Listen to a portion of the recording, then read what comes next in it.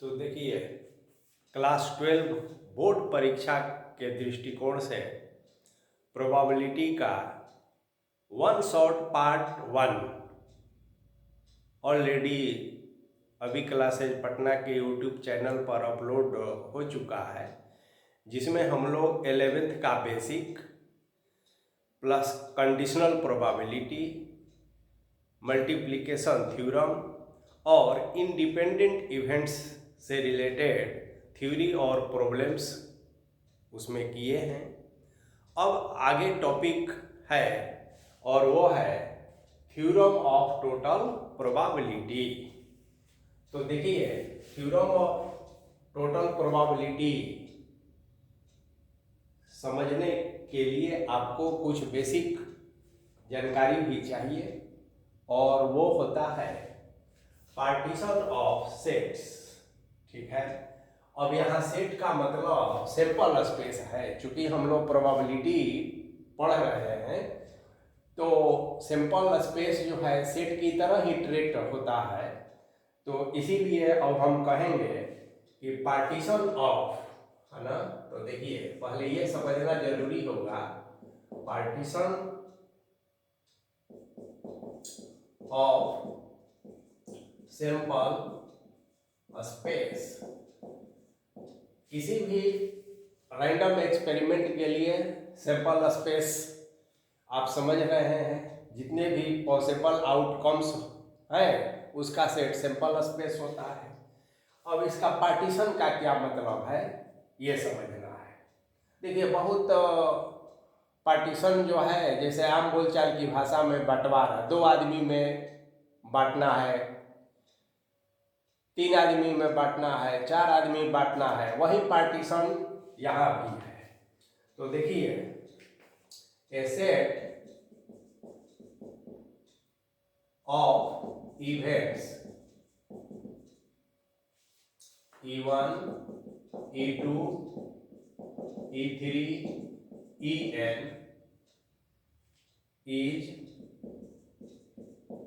said to be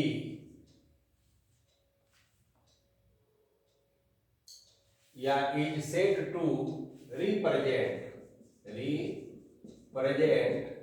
a partition of the sample space। अब देखिए, इसका मतलब ये हुआ कि एक सैंपल स्पेस कोई आप लेते हैं, इसमें जैसे 1 2 3 4 5 6 थ्रोइंग ए डाई, तो हम E1 अगर कह दें इसमें 1 2 ले लें, E2 कह दें इसमें 3 4 ले लें, और E3 कह दें इसमें 5 6 ले लें, तो यही पार्टीशन होता है। अब इसकी खासियत क्या है कि पार्टीशन ऐसा हो कि किसी भी 2 इवेंट में कुछ भी कॉमन नहीं हो। माने E1 E2 इंटरसेक्शन 5 है, E1 E3 5 है, E2 E3 में 5 है, तो कॉमन नहीं होना चाहिए। पहली बात, जो पार्टीशन का रूल है कि डिसजॉइंट होना चाहिए, पेयर वाइज डिसजॉइंट होना चाहिए। और दूसरा, जब तीनों को आप मिला दें, है ना, तो फिर यह सैंपल स्पेस के बराबर हो जाना चाहिए। तो इसी को कहते हैं कि ये बंटवारा हो गया सैंपल स्पेस का। अब हम यहाँ केवल 3 इवेंट्स लिए हैं, अब n इवेंट्स की बात हो रही है, ऐसा ऐसा, और सैंपल स्पेस में सिर्फ 6 नहीं, मान लिया जाए कि बहुत सारा एलिमेंट्स है, n एलिमेंट्स है। तो देखिए कैसे पार्टीशन कहेंगे, तो if EI intersection EJ is equal to 5।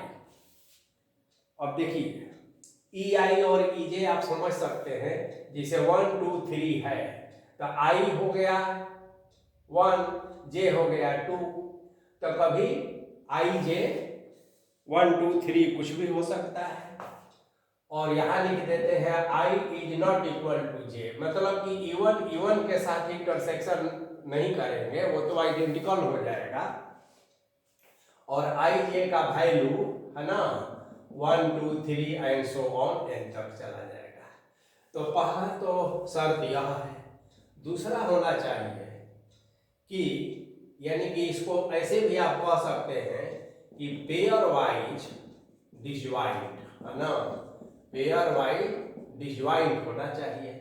और दूसरा है कि E1 union E2 dot dot union En, है ना, यह सैंपल स्पेस के बराबर होना चाहिए। और तीसरा एक कंडीशन यह है कि कोई भी बंटवारा का सेट इम्पटी नहीं होना चाहिए। ठीक है, तो ये 0 से बड़ा कुछ ना कुछ एलिमेंट रहना चाहिए, क्योंकि इवेंट तो इम्पटी भी हो सकता है लेकिन तब वो पार्टीशन नहीं माना जाएगा।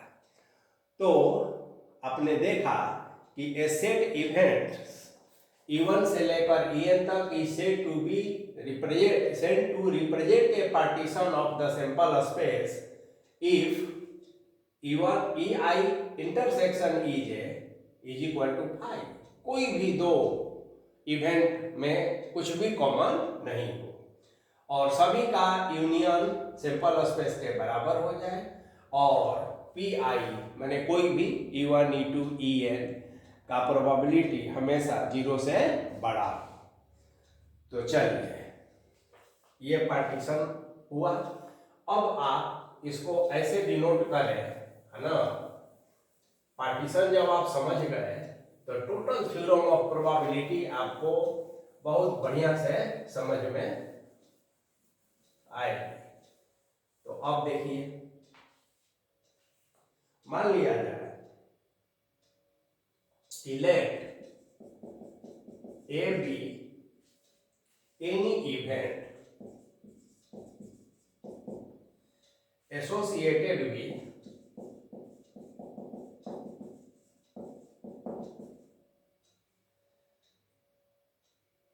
S माने sample space E1 E2 En जो है E1 E2 En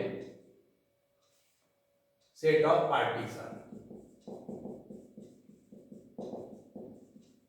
ये जो इवेंट्स है। तो देखिए, तो उस दिए हुए इवेंट ए की जो प्रोबेबिलिटी है वो कैसे आप लिखेंगे ये ध्यान देना है। तो पहला PE1 लिखेंगे और यहाँ P A/E1 ऐसा।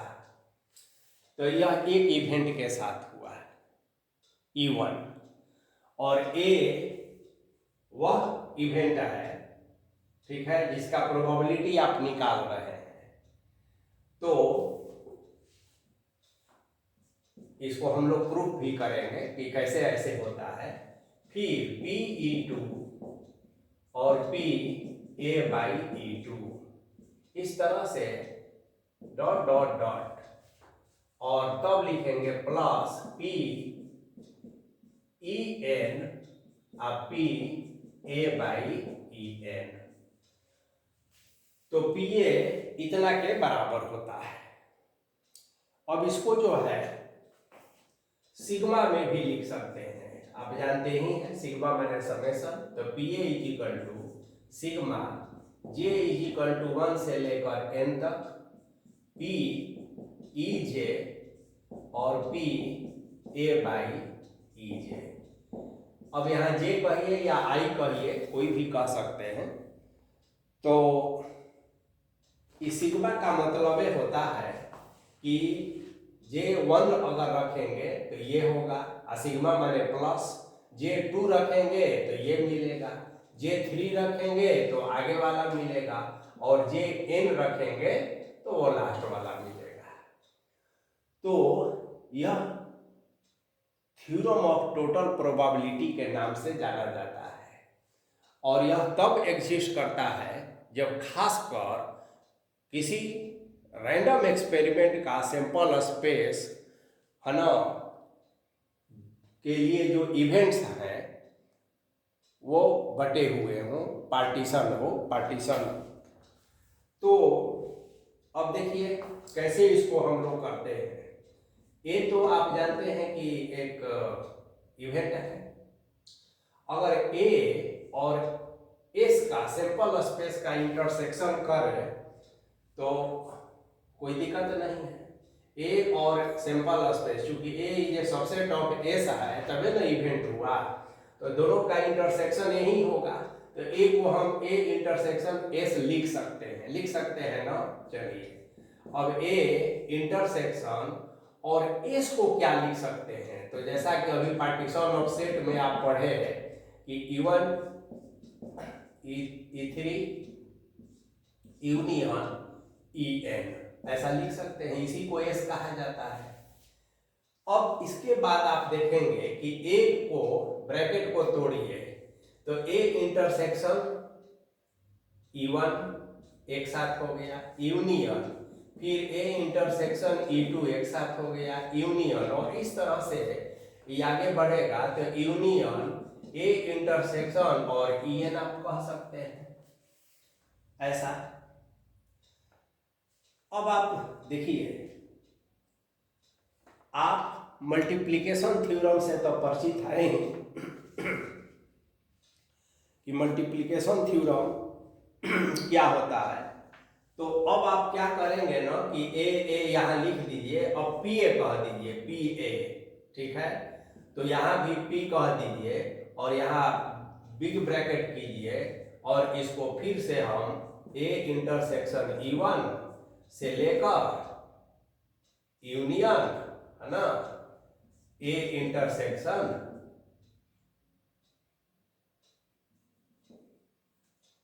En कह देंगे ऐसा, ठीक है। यानी कि इसमें दोनों तरफ हम P लगा दिए प्रोबेबिलिटी। अब देखिए आगे कैसे यह जो स्टैंडर्ड रिजल्ट है आता है वही बता रहे हैं। इससे क्या होगा कि प्रॉब्लम बनाने में आपको सुविधा होगी, इसलिए डिडक्शन देखना जरूरी होता है। अब देखिए, तो अब हम लिखेंगे पी ए। अब आप जानते हैं कि A1 intersection E1 A intersection, तो एक लाइन बल्कि लिख दीजिए कि और आपको क्लियर हो जाएगा। A intersection E1 A intersection E2 and A intersection En, ये जो सारे इवेंट्स हैं तो आप जानते हैं ना कि ये डिसजॉइंट है, ठीक है ना। तो आर डिसजॉइंट्स। अब काहे डिसजॉइंट्स है भाई, क्योंकि देखिए E1 E2 En पार्टीशन है और वहां आप देख लिए हैं कि डिसजॉइंट होता है। तो ए के साथ जब भी हम इंटरसेक्शन करेंगे अलग अलग डिसजॉइंट का, तो ये भी आपस में डिसजॉइंट ही होगा। तो यदि डिसजॉइंट है तो मल्टीप्लिकेशन थ्योरम का यूज कीजिए। जैसे आप जानते हैं ना कि मल्टीप्लिकेशन थ्योरम कहता है कि यदि यह डिसजॉइंट सेट है तो PA इंटू PB के बराबर हो जाता है। तो ये तो हम साइड में लिख दिए। अब यदि ये डिसजॉइंट है तो तय बात है कि जो PA आप लिखेंगे तो ये P A इंटरसेक्शन E1, ठीक है, प्लस, तो अब प्लस देखिए अलग अलग नहीं करके हम एक ही साथ एक ही बार में कर देते हैं, तो उससे क्या होगा कि आपको सुविधा हो जाएगी।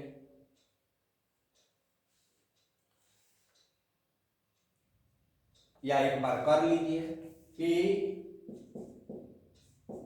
ये आता नहीं है एग्जाम में, लेकिन समझने के लिए बहुत जरूरी है। P A इंटरसेक्शन En, तो ऐसा हो गया।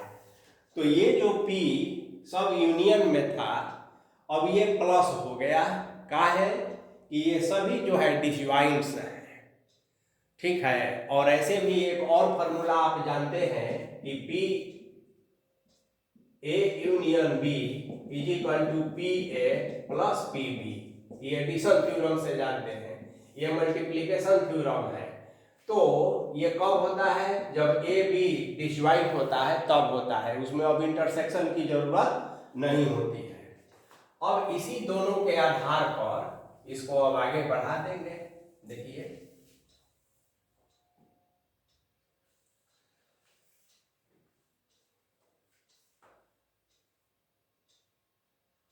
अब हम जानते हैं कि P ए इंटरसेक्शन अगर ई आई हो तो यह कितने के बराबर हो जाता है? तो P I into P A by E I के बराबर हो जाता है। इस सब के लिए हम संक्षेप में लिख दिए, मल्टीप्लिकेशन थ्योरम यही कहता है। तो अब हमारा पी ए जो है, देखिए ये किसके बराबर होगा?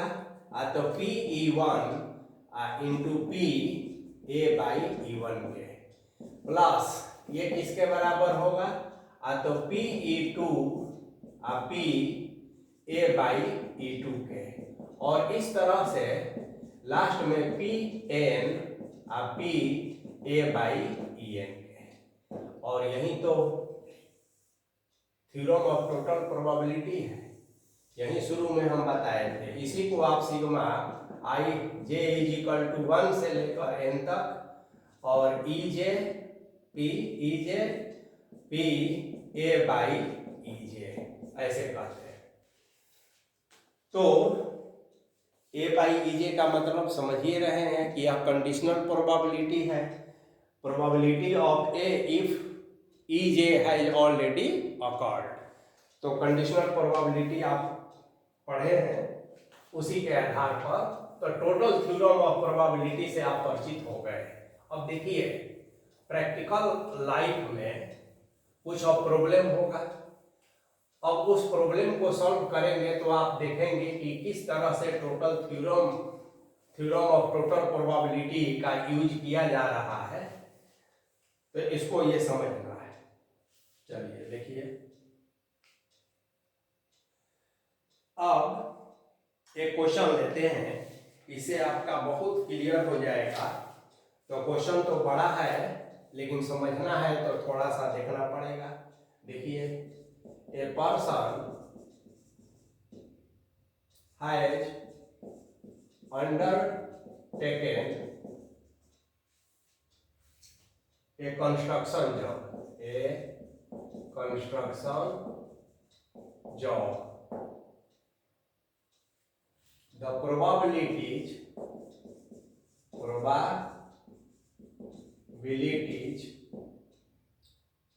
are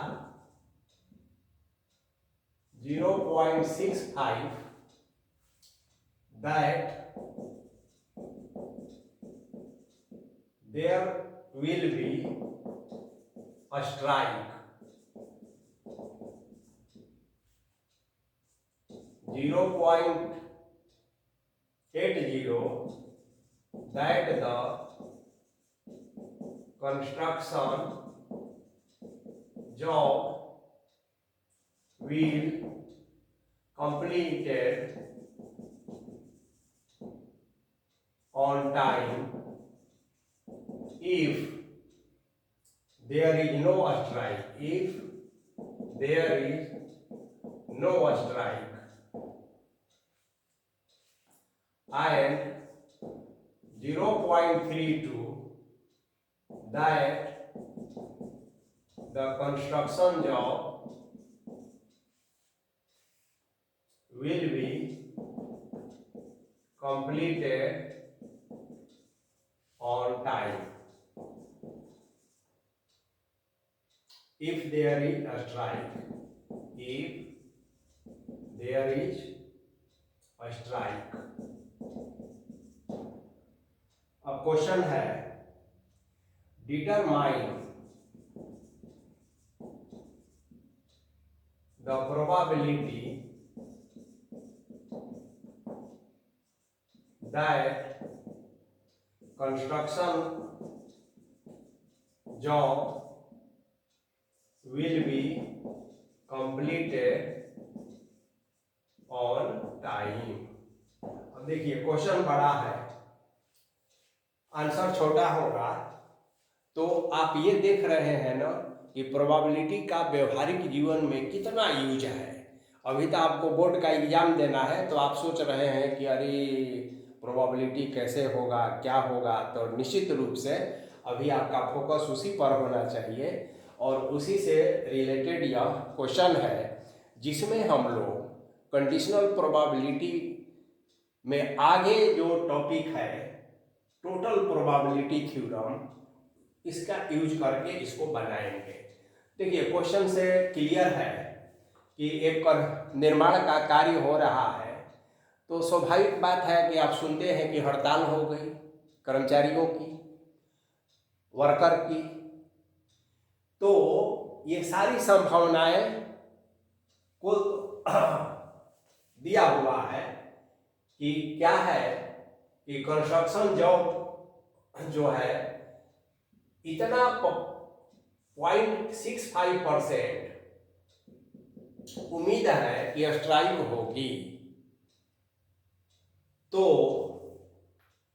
फिर क्या है कि यदि स्ट्राइक होगी तो कंस्ट्रक्शन वर्क समय पर पूरा होने की जो प्रोबेबिलिटी है वो 0.32% है।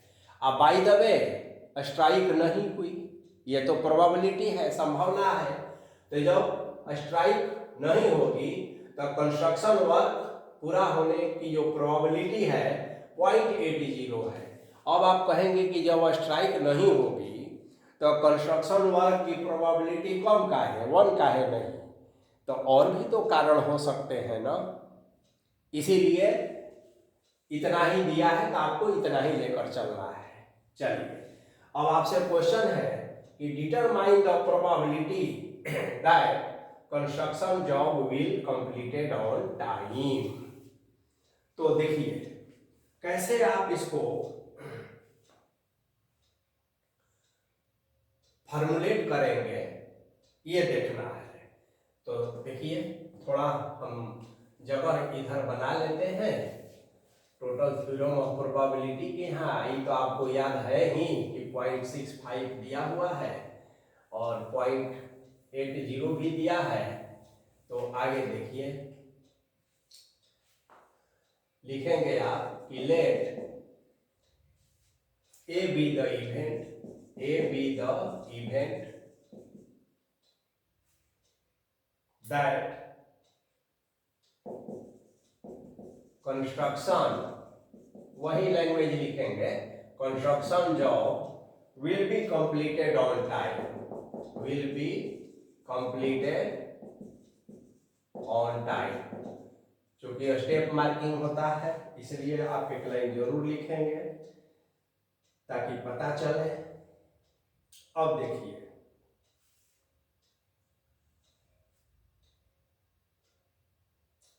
और late B be the event, B be the event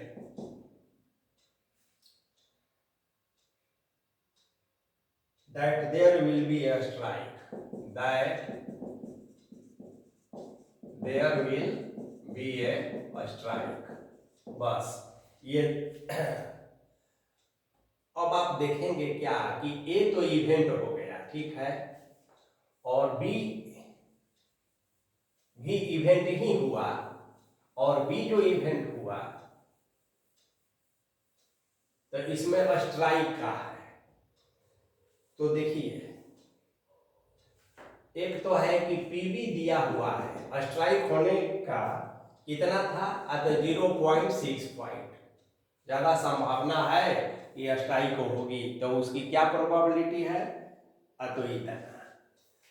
अब अगर हम, आप जानते ही हैं कि या तो स्ट्राइक होगी या फिर स्ट्राइक नहीं होगी, तो स्ट्राइक नहीं होने को हम बी डैश पढ़ेंगे, समझ गए ना, कि स्ट्राइक नहीं हुई तो बी डैश तो दिया नहीं है कि दिया है, दिया है कि स्ट्राइक नहीं हुई, इस नहीं होगी, इसकी प्रोबेबिलिटी क्या है ये नहीं दिया है, लेकिन आपके पास बुद्धि है, आप जानते हैं कि इसको 1 माइनस बी लिख सकते हैं, तो 1 माइनस पीबी दिया है 0.65 यानी 0.35, तो आप निकाल लिए कि स्ट्राइक नहीं होगी, ठीक बात है। चलिए अब देखिए कंस्ट्रक्शन वर्क पूरा होगा समय पर तो यानी कि P A बाई यदि स्ट्राइक हुआ, ठीक है, तो A बाई B लिखेंगे। अब देखिए B घटना पहले घटित हो चुकी है और तब कहा जा रहा है कि कंस्ट्रक्शन जब समय पर पूरा होगा, तो इसीलिए A बाई B लिखे। ये क्वेश्चन में दिया हुआ है, क्या है, तो 0.32 है, क्वेश्चन में दिया हुआ है। चलिए, और कंस्ट्रक्शन वर्क समय पर पूरा होगा, ठीक है, कब, तो जब स्ट्राइक नहीं होगी, तो नहीं होने का B डैश कह देंगे, और यह भी दिया है 0.80, ठीक बात है।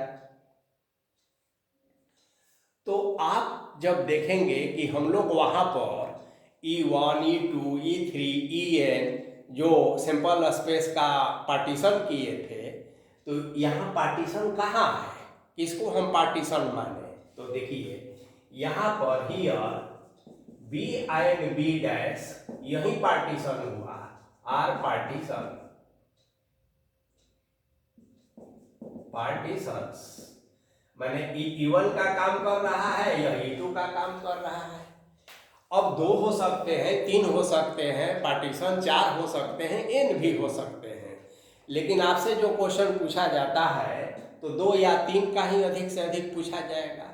तो यहाँ पर तो 2 ही है, इसी को E1 और E2 आप कहते हैं, जिसे हम B और B डैश कहें। तो ये अलग अलग प्रॉब्लम में आपको अलग अलग फॉर्मुलेट करना होगा और बहुत आसान होता है। तो जो इन्फॉर्मेशन दिया है उसको लेकर, और जो नहीं भी दिया है और हमें जरूरत है तो उसको भी हम निकाल लेंगे फॉर्मूला से। चलिए, तो जैसा कि आप जानते हैं कि फॉर्मूला क्या होता था, पीए बराबर याद है ना, एक बार फिर से हम मूल जो फॉर्मूला है लिख देते हैं कि ये P E1 ऐसे into P A by E1 plus P E2 into P A by E2। अब चूंकि 2 ही है तो इसीलिए हम 2 तक लिख कर छोड़ दिए।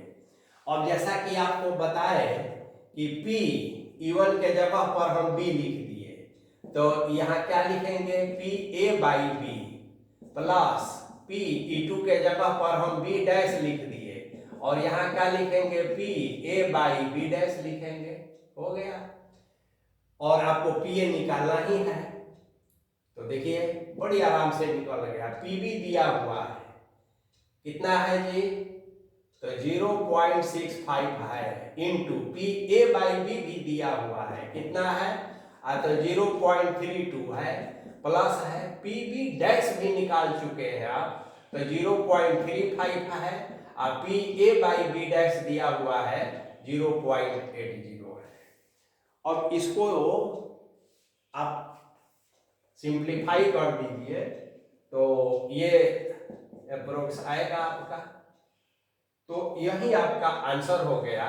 और एक लाइन जरूर आप लिखेंगे कि द प्रोबेबिलिटी दैट, जो क्वेश्चन पूछा है उसी के अनुसार लिखना है, the probability that construction job will be completed in time is 0.488। तो इस तरह से आपने देखा कि थ्योरम ऑफ टोटल प्रोबेबिलिटी का कैसे यूज किया जाता है। अब देखिए इसी को और थोड़ा सा आगे बढ़ाते हैं, ठीक है, तो हमें बेज थ्योरम पढ़ना है, जो एग्जाम के पॉइंट ऑफ व्यू से काफी इंपॉर्टेंट है। तो देखिए अब बेज थ्योरम पढ़ने और समझने के लिए आप ऑलरेडी तैयार हो चुके हैं, और अब जो है सीधे हम बेज थ्योरम पर आते हैं। तो देखिए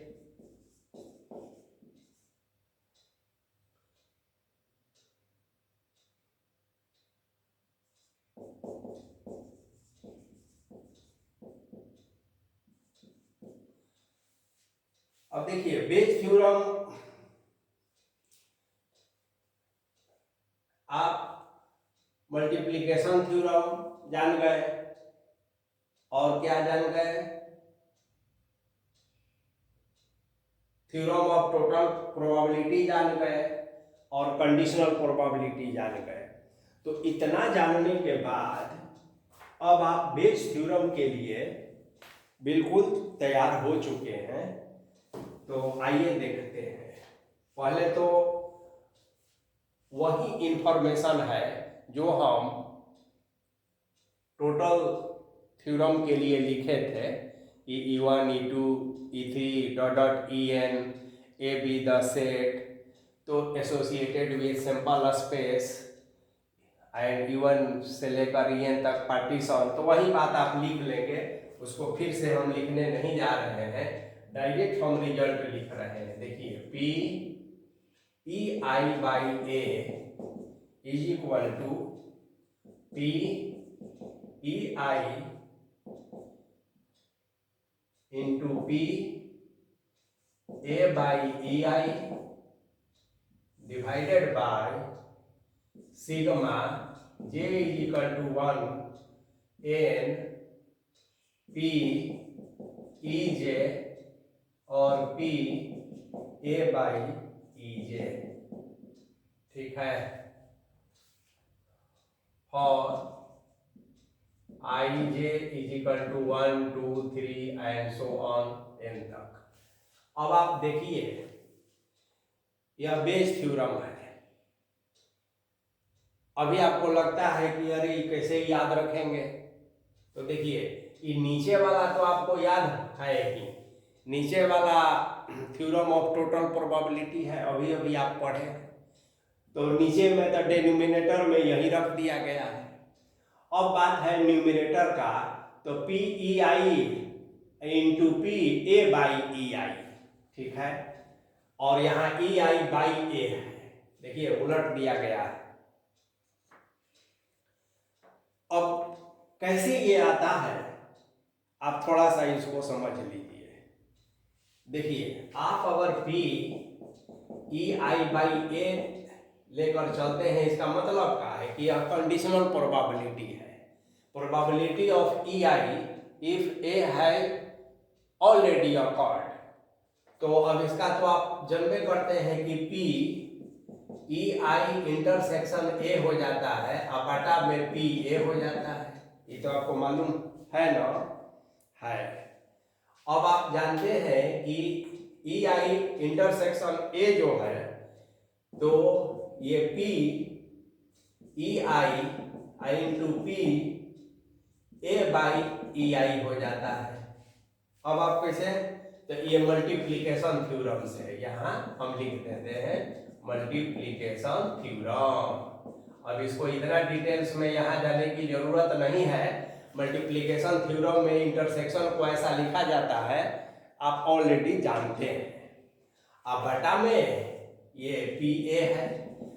अब थ्योरम ऑफ टोटल प्रोबेबिलिटी में पी ए का वैल्यू क्या होता है, तो अब ऊपर तो आप लिखिएगा पी आई, यहाँ लिखिएगा पी ए बाई ई आई, और यहाँ पर यही चीजवा लिख दीजिए जे इज इक्वल टू 1 से लेकर n तक पी ई जे और पी ए बाई ई जे हो गया। तो यही बेज थ्योरम के नाम से जाना जाता है। अब इस थ्योरम का यूज प्रॉब्लम में कैसे करेंगे और किस तरह के प्रॉब्लम में करेंगे, और अगर यह नहीं रहता तो किस तरह के प्रॉब्लम को सॉल्व करने में हमें कठिनाई होती, ठीक है ना। तो यानी कि अभी जो एक स्ट्राइक वाला कंस्ट्रक्शन जॉब वाला प्रॉब्लम आप देखे, तो ऐसे ही मिलता जुलता कुछ और प्रॉब्लम होगा और उसको हम लोग सॉल्व करेंगे तो ये आपका और क्लियर हो जाएगा। तो आइए देखते हैं, एक प्रॉब्लम लेते हैं और उस प्रॉब्लम, अब इसमें देखिए प्रॉब्लम थोड़ा बड़ा बड़ा होता है, आंसर छोटे छोटे और प्रॉब्लम बड़े बड़े, लेकिन आपको समझने के लिए प्रॉब्लम तो एक बार लिखना ही पड़ेगा। आप ध्यान से देखेंगे, धैर्य के साथ देखेंगे एक सवाल भी बना लेंगे आप, तो कोई भी अब सवाल पूछा जाएगा तो आप उसको बना सकते हैं। देखिए, केवल फॉर्मुलेट करना सीखना है। अब क्वेश्चन है, इन ए फैक्ट्री, फैक्ट्री तो जन्मे करते हैं, which manufacture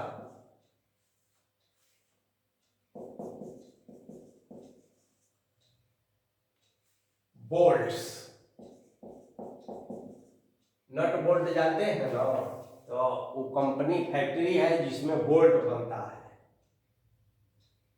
ठीक है। अब इसमें मशीनें लगी है, मशीन्स,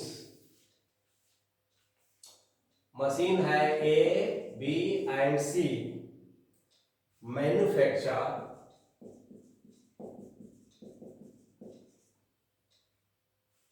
25%, 35% and 40% ऑफ बोल्ट्स। मैंने कंपनी में जितने बोल्ट का उत्पादन होता है ना, प्रोडक्शन, तो उसका 25% मशीन ए के द्वारा, 35% मशीन बी के द्वारा और 40% मशीन सी के द्वारा होता है। तो ये तो क्लियर हो गया। अब आगे देखिए, of their output 5, 4 and 2% are respectively defective bolts। अब इसका मतलब समझिए, आउटपुट्स ऑफ देयर, आउटपुट्स का मतलब क्या हुआ, जिसे मशीन ए द्वारा 25% बोल्ट बनाया जा रहा है। अब टोटल बोल्ट तो जानते नहीं है, मान लेते हैं कि 4000 बोल्ट बन रहा है, उन 4000 का 25% मशीन ए के द्वारा बनाया जा रहा है, तो आउटपुट माने रिजल्ट होता है, बोल्ट बनकर तैयार हो गया। तो जितना बोल्ट मशीन ए के द्वारा तैयार हुआ, उसमें से 5% बोल्ट जो है डिफेक्टिव है। मशीन बी के द्वारा तैयार में 4% डिफेक्टिव है और मशीन सी के द्वारा तैयार बोल्ट में 2% डिफेक्टिव है। तो ये लैंग्वेज मैथ में बहुत महत्वपूर्ण रखता है। अब इतना तो आप समझ गए क्वेश्चन। अब आपको क्या करना है कि ए बोल्ट, क्वेश्चन आगे बढ़ता है, is drawn at random. Bolt का ढेर लगा हुआ है, थाक लगा हुआ है, आप गए और सबका मिक्स है, ए बी सी सबका मिक्स कर दिया गया है, और उसमें से आप गए और एक कोई at random and is found to be defective and is found to be defective। तो देखिए,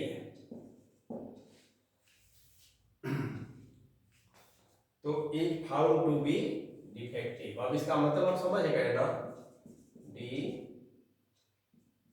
डिफेक्टिव। इसका मतलब ये हुआ कि बोल्ट के ढेर में आप हाथ डाले, कोई एक एट रैंडम यही होता है, निकाले तो आपने पाया कि वह डिफेक्टिव बोल्ट है। स्वाभाविक है कि अच्छा वाला और खराब वाला दोनों का ढेर लगा हुआ है। अब क्वेश्चन देखिए कितना इंटरेस्टिंग है, what is the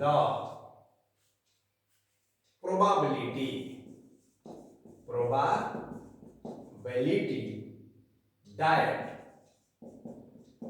it is manufactured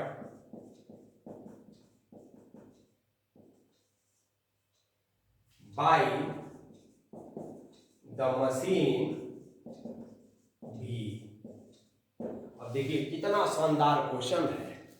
और आप फैक्ट्री लगाएंगे, बिजनेस करेंगे, तो यदि प्रोबेबिलिटी का नॉलेज रखते हैं तो आप बहुत ही एक बढ़िया बिजनेसमैन बनेंगे।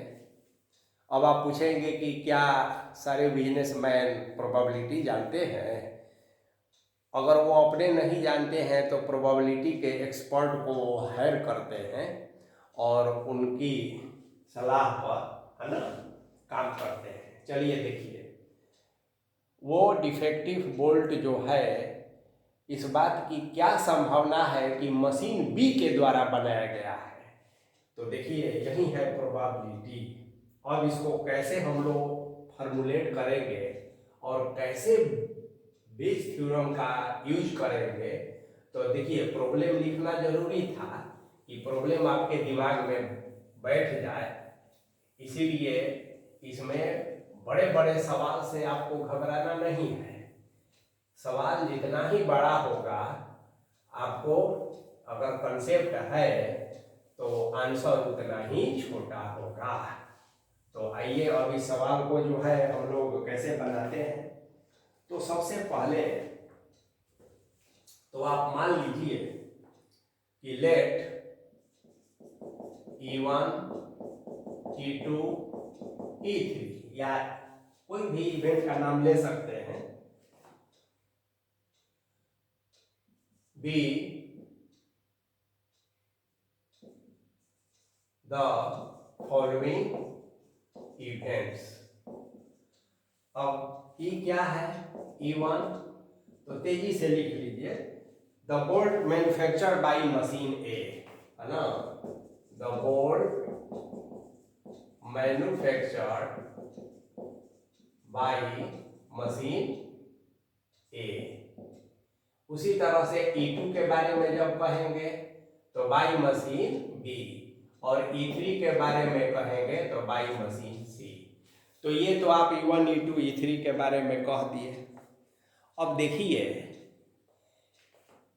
ये जो इवेंट्स है इसका नेचर क्या है। तो यह म्यूचुअली एक्सक्लूसिव है। क्या है कि ए मशीन है वो कितना डिफेक्टिव करता है, बी मशीन है वो कितना डिफेक्टिव करता है, तो सब एक दूसरे पर डिपेंड नहीं है, सबका अपना अपना है। तो आप एक लाइन लिख देंगे कि clearly E1 E2 and E3 mutually exclusive.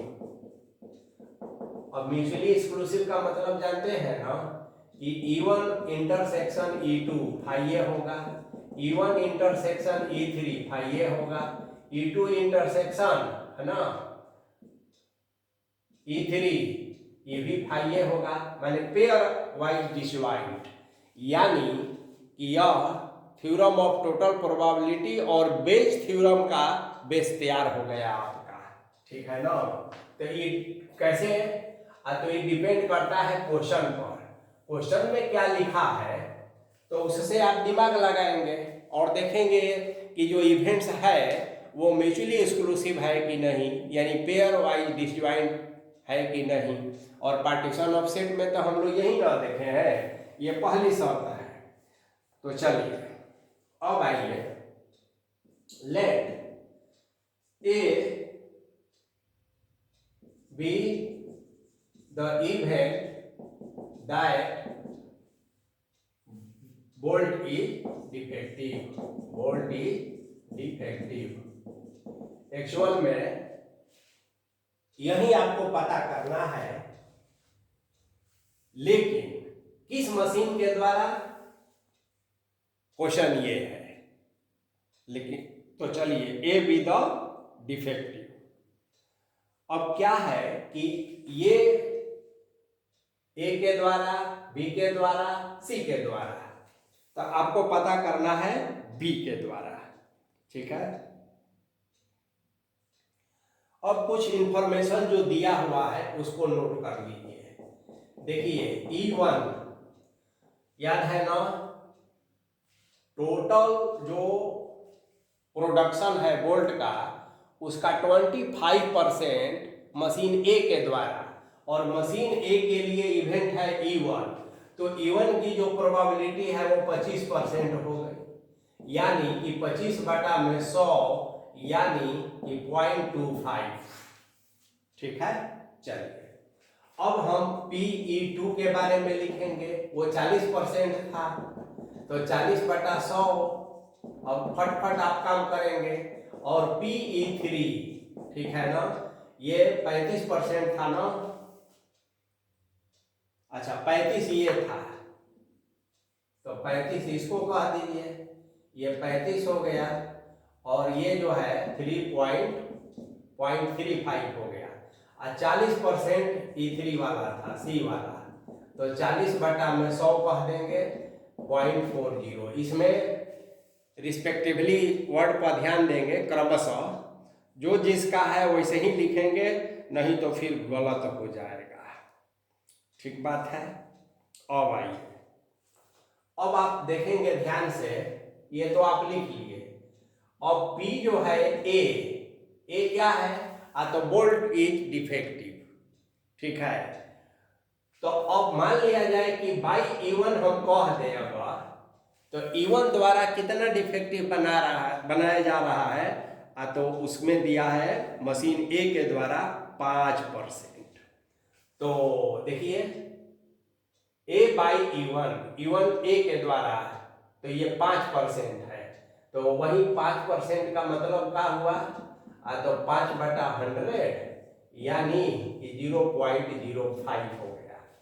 तो ये भी आपको मालूम हो गया।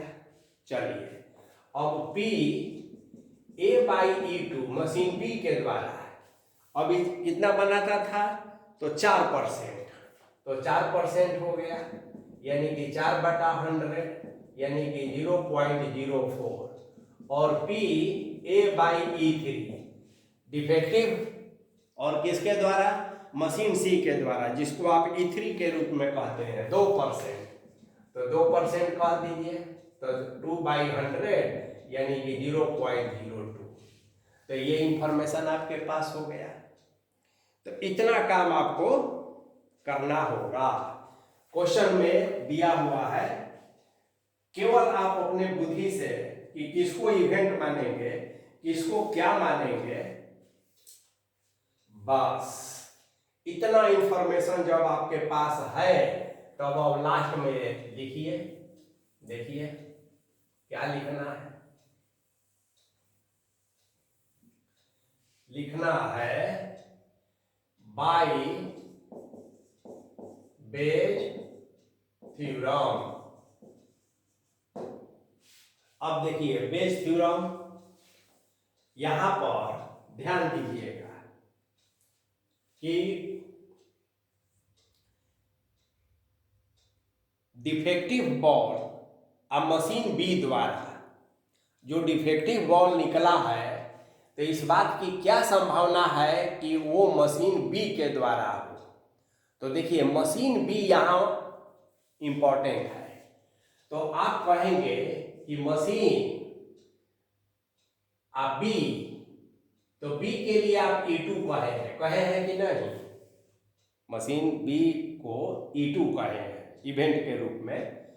तो E2 यानी मशीन बी द्वारा, ठीक है ना, E2 ये हो गया।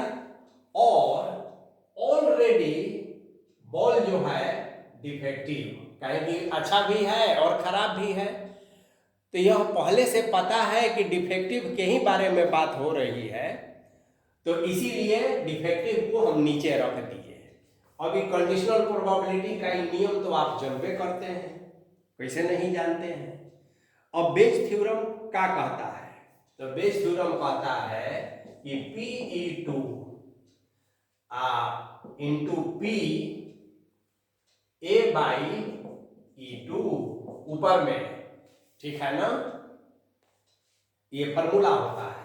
अब बाई नीचे थ्योरम ऑफ टोटल प्रोबेबिलिटी, तो यहाँ 3 है, तो बस 3 तक हम लिखेंगे। तो देखिए P E1 एक इवेंट है E1, तो यहाँ P है ना A बाई E1 कह देंगे, जानते ही है आप total theorem of probability. PE2 P A by E2 और plus PE3 P A by E3, ऐसे।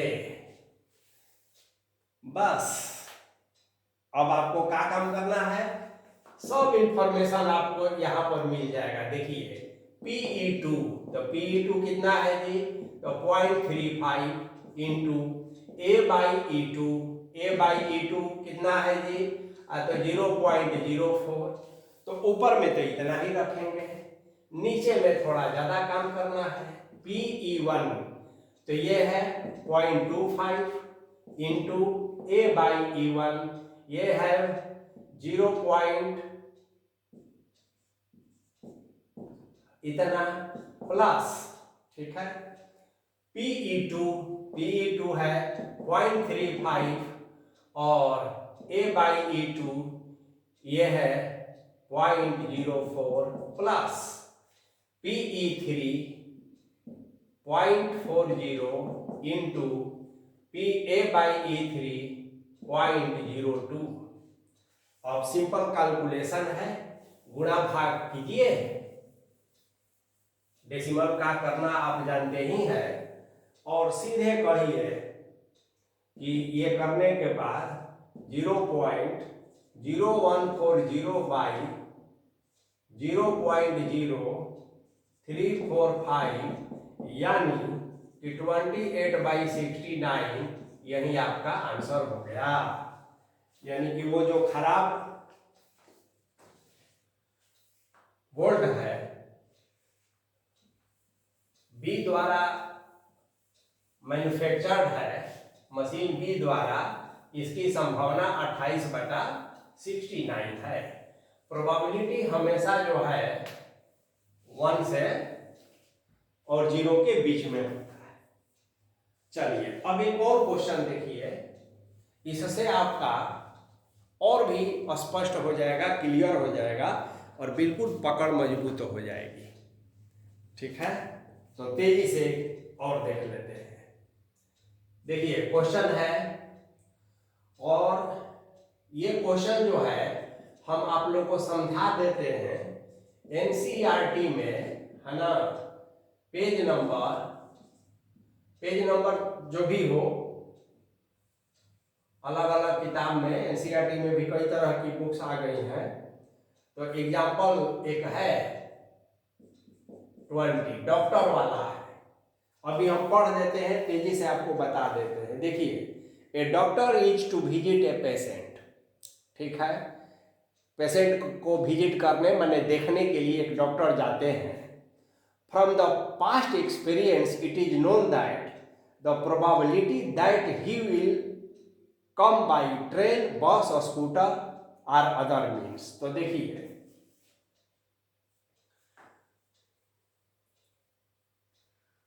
डॉक्टर कैसे जाते हैं, तो ट्रेन से। कैसे जाते हैं, तो कभी बस से। कैसे जाते हैं, तो कभी स्कूटर से, ठीक है। और कैसे जाते हैं, तो अदर मीन्स से, कोई और भी सुविधा से। तो ये डॉक्टर का जाने का ये मामला हो गया। अब ट्रेन से जाने को आप E1 कह लीजिए, इसको E2 कह लीजिए, इसको E3 कह लीजिए, इसको E4 कह लीजिए, यह 4 है। अब इसकी प्रोबेबिलिटी की बात है, तो देखिए क्वेश्चन में ही दिया है कि इसकी प्रोबेबिलिटी कितना है, तो 3/10 है। PE2 की प्रोबेबिलिटी कितना है, PE2 तो ये दिया है क्वेश्चन में 1/5 है। PE3 की प्रोबेबिलिटी कितना दिया है, 1/10 है। और PE4 के प्रोबेबिलिटी कितना दिया है, तो 2/5 है। ये क्वेश्चन में कि डॉक्टर जब विजिट पर जाते हैं तो वो क्या संभावना है कि वो ट्रेन से आए हों, तो उसकी प्रोबेबिलिटी 3/10। क्या संभावना है आप पूछेंगे तब न जानेंगे, आप अपने से अनुमान लगा रहे हैं। तो बस से आए तो 1/5। क्या संभावना है कि स्कूटर से आ जाए हैं, तो 1/10। और अदर मीन्स से आए हैं 2/5। ये इंफॉर्मेशन दिया हुआ है। अब क्या है कि डॉक्टर साहब लेट हो जाते हैं आने में, ठीक है, तो लेट होने का भी कुछ मामला है। तो मान लीजिए कि ये एक घटना है डॉक्टर का लेट होने का, ठीक है ना। तो ये एक इवेंट है ना डॉक्टर के लेट होने का। तो डॉक्टर साहब लेट होते हैं, इसकी भी प्रोबेबिलिटी दिया हुआ है। और वो क्या दिया है कि जब वो ट्रेन से आते हैं, कैसे आते हैं, ट्रेन से, तो लेट हो जाते हैं। तो देखिए ए है लेट होना, है ना, तो ट्रेन से आते हैं तो लेट होते हैं। तो ए बाई ट्रेन, देखिए ऐसा, तो ट्रेन से जब आते हैं तो लेट होते हैं, तो ए बाई इसको E1 कहते हैं। ये क्वेश्चन में दिया हुआ है E1/4। फिर देखिए, फिर वो लेट होते हैं यदि वह बस से आते हैं, तो बस को आपने माना है E2, तो इसकी प्रोबेबिलिटी दिया हुआ है 1/3, ठीक है। और यदि वो स्कूटर से आते हैं तो भी लेट होते हैं, तो स्कूटर से आते हैं तो भी लेट होते हैं, तो स्कूटर को आपने माना E3 और इसका प्रोबेबिलिटी दिया हुआ है 1/12, ठीक है। But if he comes by other means of transport then he will not be late. अब देखिए ये E4 से का यूज करके जब आते हैं, मैंने ट्रांसपोर्ट के अदर मीन्स से, अब वो पैदल आए या और कोई साधन से आए या बैलगाड़ी से आए, ठीक है। अब आप कहेंगे कि पैदल आना और बैलगाड़ी आना तो और तो लेट होने की संभावना है, नहीं। बैलगाड़ी और पैदल कभी भी लेट नहीं होता है, क्योंकि आदमी उसी हिसाब से चलता है, अपने पर भरोसा करता है, और जैसे जैसे वाहन का हम प्रयोग करते हैं तो ही लेट होने की संभावना होती है। चलिए ठीक है, ये हार्ड एंड फास्ट नहीं है, ऐसे ही आप लोग को हल्का बनाने के लिए कहे कि पैदल और बैलगाड़ी जो साधन है वो बेजोड़ है, उसका कोई तुलना नहीं है कार से, बस से, ट्रेन से। चलिए, तो कहा जा रहा है कि वो लेट नहीं होते हैं जब अदर मीन्स माने E4 से आते हैं। तो लेट नहीं होने का मतलब कि 0 है ना, लेटे नहीं होंगे, एकदम टाइम पर आ जाएंगे। तो क्वेश्चन के अनुसार आप इतना इंफॉर्मेशन इकट्ठा कर लिए और इसको फॉर्मुलेट कर लिए। अब आपसे पूछा क्या जा रहा है कि एक बार डॉक्टर साहब लेट आए, ठीक है ना, तो what is the probability that he comes by train. देखिए कितना शानदार सब्जेक्ट है प्रोबेबिलिटी। तो किसी दिन डॉक्टर साहब लेट आए तो आप अनुमान लगाइए कि व्हाट इज द प्रोबेबिलिटी, ठीक है, दैट डॉक्टर साहब मैंने ही कम्स, है ना, बाई ट्रेन। तो डॉक्टर साहब तो लेट होना। अब यहां पर ट्रेन की प्राथमिकता है ना, तो ट्रेन को आप क्या मान ले हैं, E1 माने हैं, तो आपको क्या निकालना है, PE1। और ट्रेन, तो ट्रेन को क्या माने हैं, E1, और लेट होने को क्या माने हैं, A, ठीक है। तो देखिए, तो लेट होने को आप E माने हैं, तो यहां पर ट्रेन माने E1 और लेट होना, जैसे मशीन वाला में हम लोग किए थे। तो आपको E1/A निकालना है। क्या निकालना है, E1/A। अब सारा इंफॉर्मेशन हो गया। अब बेस थ्योरम, तो बेस थ्योरम देखिए क्या कहता है कि पी ई वन बाई ए, तो क्या होता है जी, तो पहला तो हो जाएगा ऊपर में कि पी ई वन और फिर पी, ठीक है, ए बाई ई वन, ये ऊपर वाला हो गया। और नीचे वाला तो आप जानबे करते हैं, लिख दें, देखिए P, तो अब देखिए यहाँ E1 से लेकर E4 4 ठो हो गया, तो आप कहेंगे PE1 और P है ना A बाई E1। ऐसे ऐसे ऐसे करते करते लास्ट वाला भी कह देंगे आप कि P E4 into P A by E4। अब देखिए यही बेस थ्योरम है और सब चीज इसमें दिया हुआ है, आप इसमें बैठा लीजिए और वही आपका आंसर हो जाएगा। तो बेस थ्योरम से रिलेटेड प्रॉब्लम हम लोगों ने किया और ये दो प्रॉब्लम से आपको बहुत ही क्लियर हो गया होगा। तो कोई भी प्रॉब्लम मिलेगा आप इसी तरह से सोचिएगा तो ये बन जाता है सवाल, ठीक है। अब चाहे बोर्ड परीक्षा में पूछे या कॉम्पिटिटिव एग्जाम में पूछे, चाहे देश में पूछे चाहे विदेश में पूछे, ठीक है। आपको अगर जानकारी है तो कोई बात नहीं है, ठीक है।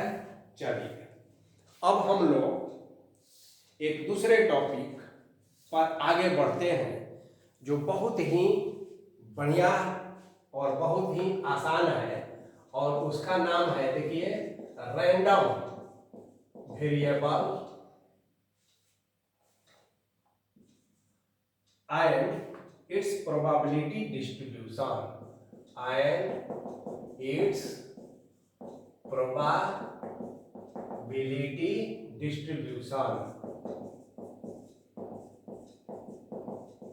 अब देखिए थोड़ा धैर्य बनाए रखिएगा, बहुत आसान है यह। देखिए मान लिया जाए कि दो कॉइन को हम टॉस करते हैं तो क्या आता है, HH, HT, PH और TT, डायरेक्ट बता रहे हैं हम। अब एक क्वेश्चन है क्या कि if X denotes the number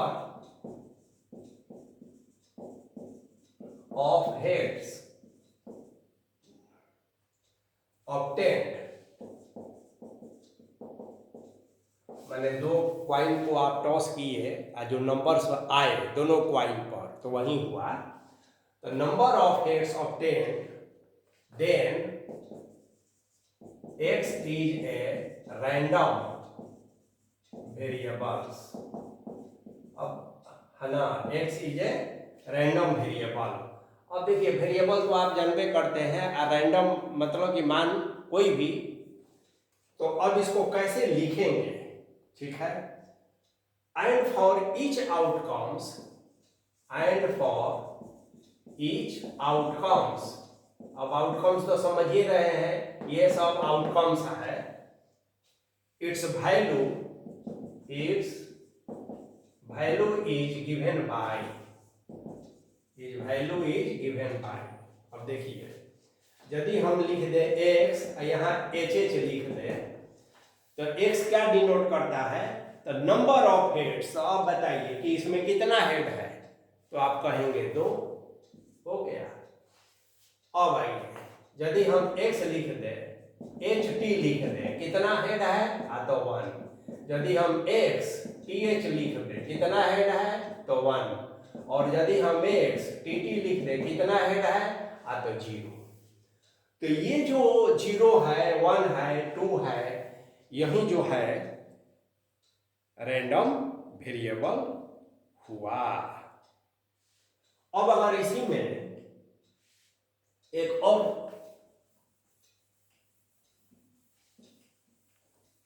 हम लेते हैं और क्लियर हो जाएगा आपको। इफ x डिनोट्स, ठीक है, द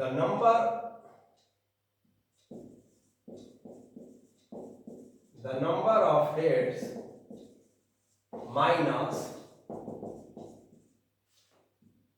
नंबर ऑफ टेल्स, तो अब इसका मतलब क्या होगा, देखिए x h h, अब इसमें हेड को कितना नंबर है 2 और टेल को कितना है, तो टेल इसमें है ये नहीं है 0, तो ये 2 हो गया। x h t, तो 1 माइनस 1, एक हेड एक टेल माइनस करना है, माइनस कर रहा है तो 0। x t h 1 माइनस 1 फिर 0, नंबर ऑफ हेड। अब देखिए ध्यान से, पहले हेड है अब माइनस टेल है, तो अब यहां पर क्या हो जाएगा, यह ध्यान में रखना है। एच टी है तो हेड 1 है टेल 1 है, ठीक है ना, और टी एच, ठीक है, तो टी एच में क्या करेंगे, बात एक है, 1 टेल 1 है 0, और अब हम देखेंगे कि एक्स टी टी, तो देखिए हेड 0 है और टेल 2 है, तो हेड में से टेल को घटाना तो -2, तो ये कहलाता है रैंडम वेरिएबल, ठीक है ना। चलिए अब प्रोबेबिलिटी डिस्ट्रीब्यूशन, ये बहुत आसान होता है, तो आइए अब प्रोबेबिलिटी डिस्ट्रीब्यूशन के बारे में समझ लिया जाए।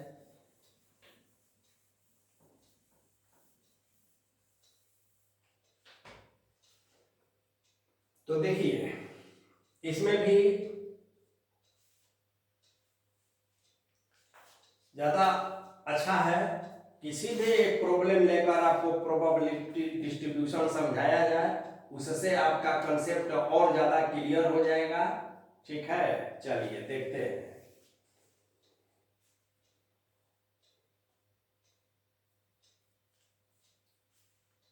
ये क्वेश्चन के द्वारा ही इसको हम लोग देखेंगे प्रोबेबिलिटी डिस्ट्रीब्यूशन को। तो 2 cards are drawn successively,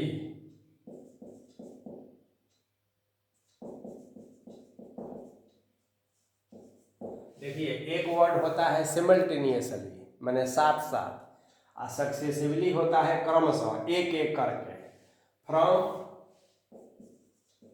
A well सफल, माने पूरी तरह से फेंटा हुआ मिलाया हुआ डेक ऑफ 52 कार्ड्स, है ना। तो क्वेश्चन है कि find the probability distribution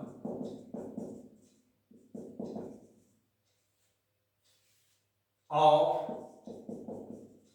the numbers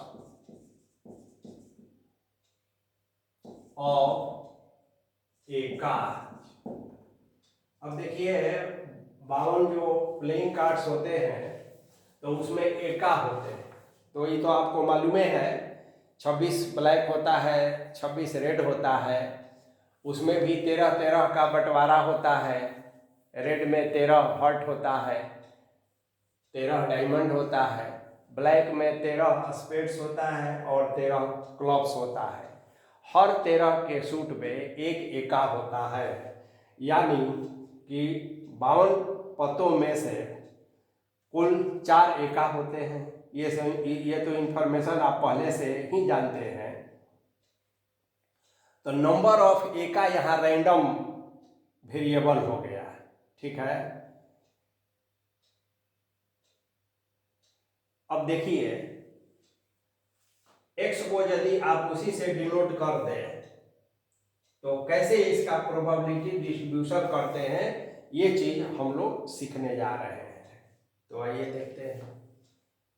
तो 2 कार्ड्स, चूंकि 2 ही कार्ड्स निकालना है, चारों नहीं निकालना है, तो 2 कार्ड्स निकालने में क्या होगा कि हो सकता है कि कोई एका नहीं आया, हो सकता है कि एक ए का आया और हो सकता है कि दो ए का आया। अब इसे ज्यादा की संभावना नहीं है।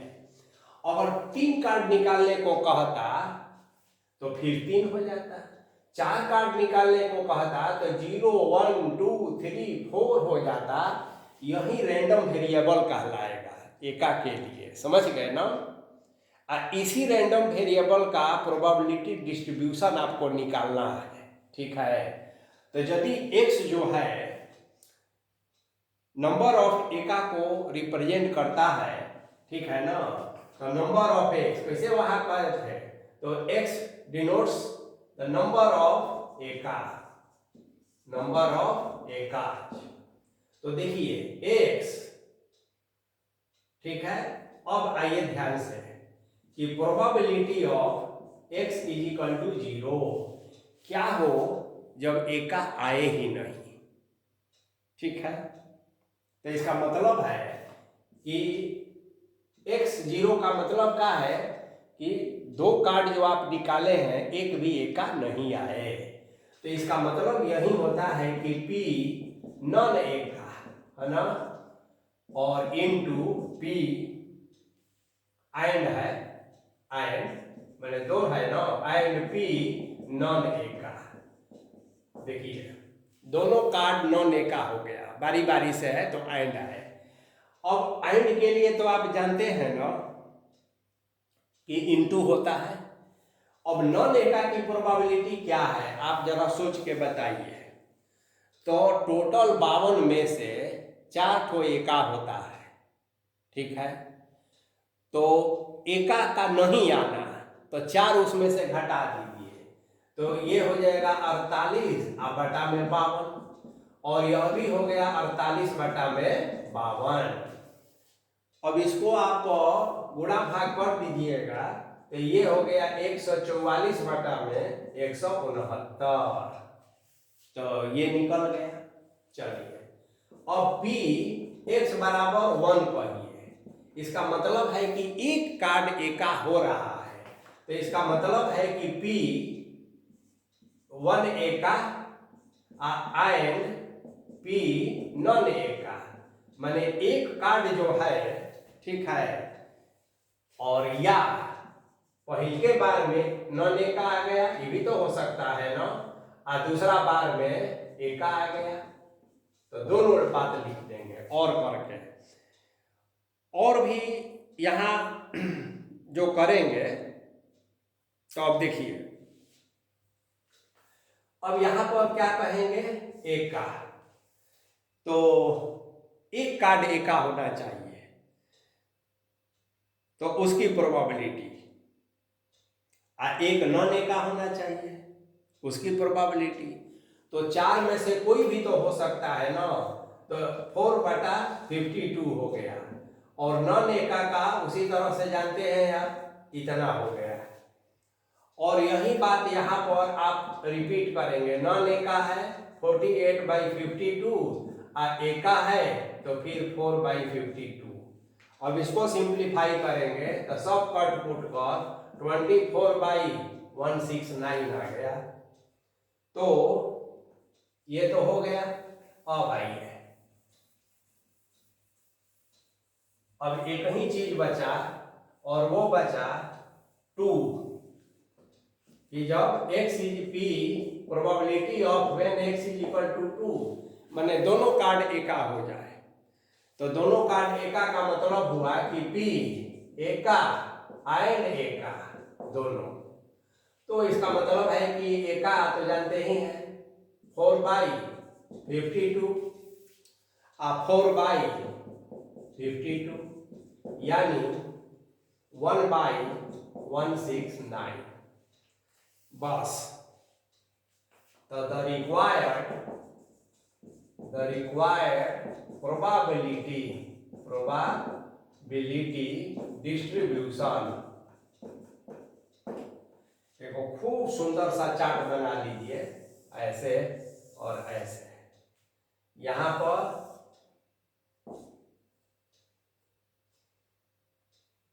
x लिख दीजिए और यहां पर उसका px लिख दीजिए, तो जब x 0 है तो उसका px आया था, थोड़ा सा बड़ा लिख देते हैं कि आप लोगों को सुविधा हो जाए, समझ में आए। देखिए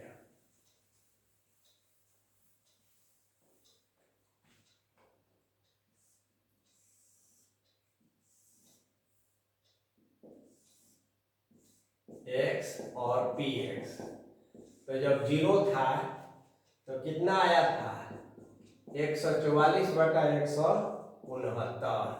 जब 1 था तो कितना आया था 24 बटा 169। जब 2 था तो कितना आया था 1 बटा 169।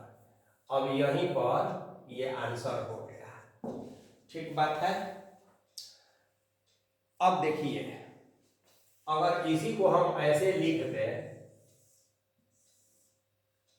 ऐसे, और इसमें जो है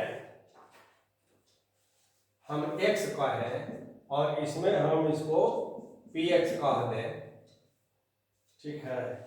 अब यहाँ अगर x1 है, माने 0 1 2 नंबर है, और यहाँ मान लेते हैं कि p1 आ गया, x2 है, p2 है, ठीक है, और डॉट डॉट xn है और pn है, तो यह प्रोबेबिलिटी डिस्ट्रीब्यूशन है। यहाँ 3 तक है तो 3 का लिख दिए, यहाँ इन जनरल n में कर दिए। अब एक चीज आप जानते हैं, यदि pi कह दिया जाए, सिग्मा pi, समझ गए ना, सिग्मा pi, तो इसका मतलब है कि p1 plus p2 plus p3, ठीक है, और इसका जोड़ हमेशा जो है 1 होता है। अब इस आधार पर इसको जोड़िए तो 144 प्लस प्लस प्लस, तो आप देखेंगे कि 169 बाई 169 आ गया, यानी कि 1 होगा। तो इस थ्योरम को भी समझना है, और इस थ्योरम के आधार पर बहुत सा प्रॉब्लम रहता है जिसमें कि दिया रहता है। तो इससे रिलेटेड एक क्वेश्चन तेजी से हम लोग देख लेते हैं, उसके बाद आगे बढ़ते हैं, ठीक है। देखिए, ये प्रोबेबिलिटी डिस्ट्रीब्यूशन जो आया है x 0 1 2, इसी से लेकर कुछ और हम सीखेंगे। तो अभी हम बोर्ड पर इसको रखने देते हैं, है ना, रहने देते हैं। चलिए अब देखिए,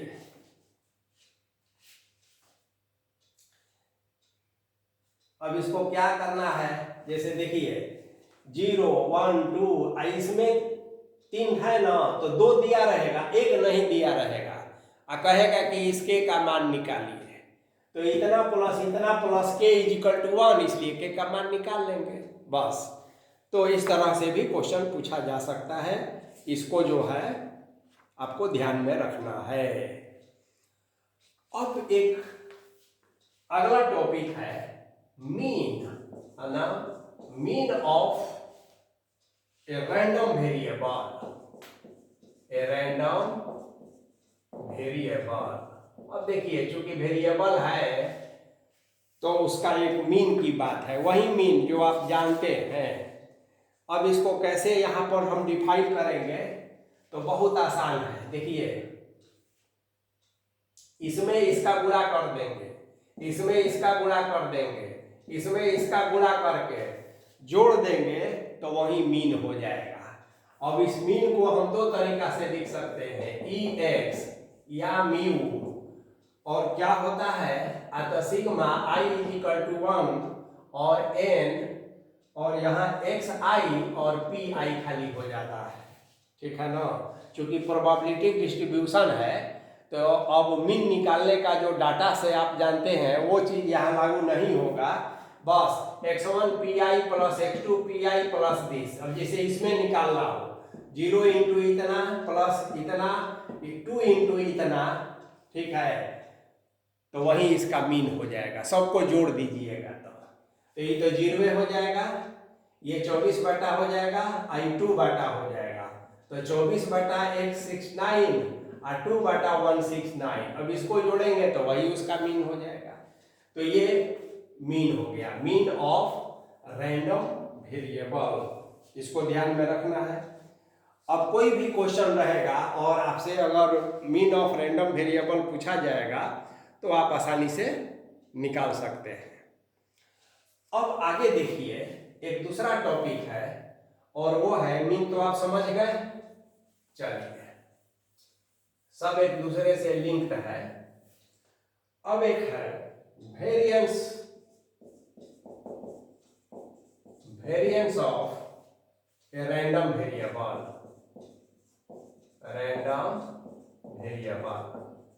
अब वेरिएंस क्या होता है ये देखना है। देखिए, सब एक दूसरे से लिंक्ड है। तो अब इसी का अगर हम कहें कि वेरिएंस निकालना है इसी का, तो इसका ई एक्स तो पता हो ही गया है कि कितना होता है, अभी अभी बताए हैं। इसमें इसको गुणा कर दीजिए प्लस इसमें इसको गुणा कर दीजिए प्लस इसमें इसको गुणा कर दीजिए, तो ये इसका म्यू निकल जाता है। तो किसी भी एलिमेंट का या प्रोबेबिलिटी डिस्ट्रीब्यूशन का आप म्यू निकाल सकते हैं। अब वेरिएंस का फॉर्मूला क्या होता है ये देख लीजिए। VAR(x) ऐसे कह देंगे, x रैंडम वेरिएबल है, इसको सिग्मा एक्स स्क्वायर से भी डिनोट किया जाता है। और क्या होता है ना, देखिए ध्यान से, xi माइनस म्यू। म्यू क्या है, यहां से जो निकला है, xi क्या है, ये सब है, ये सब है ना। ये तो आप स्टैटिस्टिक्स में भी पढ़े हैं। और इसका स्क्वायर कर देना है, उसके बाद p xi से गुना कर देना है, ठीक है ना। तो यही जो है वेरिएंस निकल गया है। तो बहुत आसान है, सब कुछ तो पता ही है। पहले इसका निकालना कॉरेस्पॉन्डिंग, उसको स्क्वायर करना, फिर उसके कॉरेस्पॉन्डिंग pxy प्रोबेबिलिटी माने इसमें गुणा करना, और तो उसको जो है वेरिएंस आप होता है, ठीक है। तो इस तरह से वेरिएंस का और भी फॉर्मूला है, लेकिन एक फॉर्मूला से काफ़ी है। इसी से आप अपना काम चला लेंगे। और अब एक होता है स्टैंडर्ड डेविएशन। अब देखिए, standard deviation of A random variable. अब बात सिंपल है, जब आप वेरिएंस निकाल लिए हैं तो स्टैंडर्ड डेविएशन तो आसान है। क्या होता है सो देखिए, स्टैंडर्ड डेविएशन को खाली सिग्मा एक्स से सूचित करेंगे। इसका मतलब है कि रूट वेरिएंस बस, यानी कि ये वाला जो है ना, तो स्टैंडर्ड डेविएशन को सिग्मा एक्स, इसको रूट में खाली कर देना है, xi माइनस म्यू का whole square into p xi, ऐसे कर देना है। हाँ, ये जो है सिग्मा नहीं भूलना है। देखिए, ये ध्यान में रखना है, i का मतलब होता है 1 2 3, तो गुणा करके जोड़ना है ना, तो i = 1, ये सिग्मा हमेशा याद रखना है। सिग्मा i = 1 से n, ये छूट गया था। तो ये स्टैंडर्ड डेविएशन हो गया। अब देखिए, क्वेश्चन एक दूसरे से सब लिंक्ड रहेगा। पूछा जाएगा कि किसी इवेंट के लिए प्रोबेबिलिटी डिस्ट्रीब्यूशन क्या होगा, रैंडम वेरिएबल प्रोबेबिलिटी डिस्ट्रीब्यूशन।